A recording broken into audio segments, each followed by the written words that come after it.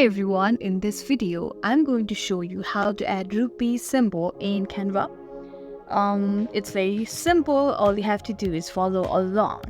So without any further ado, let's dive right in. In the left corner, you can see various options like templates over here and elements. We have to go into the elements and all you have to type in is rupee.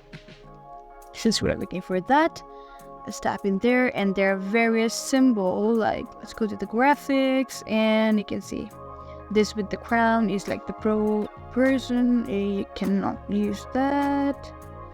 Okay, let's use this one. You can like adjust the sizes and even the colorings. You can tap in the color and turn it into this.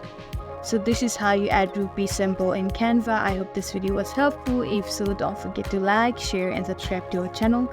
Thank you for watching and we'll see you in the next video.